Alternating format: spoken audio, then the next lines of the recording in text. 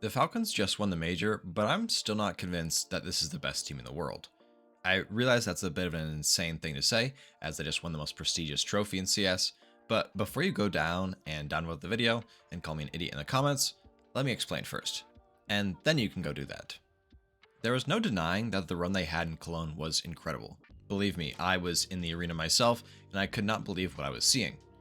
But that same chaotic energy that got Nico his long-awaited first major is why I doubt them going forward. If we think back to their matches versus Vitality and Spirit, there was so many unlikely moments that had to go their way for them to win, and unlike past iterations of Falcons or even the old G2 lineup, all of the luck was in their favor and they converted on it. The multiple rounds Tezos came up clutch and earned his salary with the 5-7, Modesty peeking out long and catching Messi at the perfect time, which, side note, the crowd was totally cheating for Vitality there, but that's besides the point. And even Kerrigan had his own star moments, like when he ran through the B doors and stopped the bomb planter because Zontix was playing anti-flash. I'm not saying they didn't deserve the win. They most certainly did. They were definitely the best team at Cologne. I'm just saying I don't think this specific blueprint for success is sustainable over a full season. This team reminds me a lot of the old FaZe clan, and that's not just because Kerrigan is on the team. The Falcons have extremely high highs and the lowest of lows. Consistency is not a term they know well. That is what I'm getting after when I say the Falcons are not the number one team. They are certainly capable of playing at that level like we saw, but their low floor will prevent them from forming a dynasty and ruling over the rest of the field like we saw Vitality do for the past year and a half. If you were to ask me right now who is actually set up to be the best team for the second half of 2026, I think I'd have to give the edge to Team Spirit. They have the best player in the world, and Magix is really finding his identity and confidence as an IGL.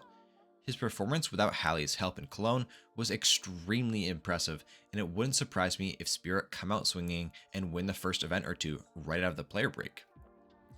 As for Vitality, they'll still be good. It's nearly impossible not to be when you have Zaibu on your roster, but if you know much about the history of super teams in CS, once they have that fall off, they never really recover and regain their untouchable spot at the very top.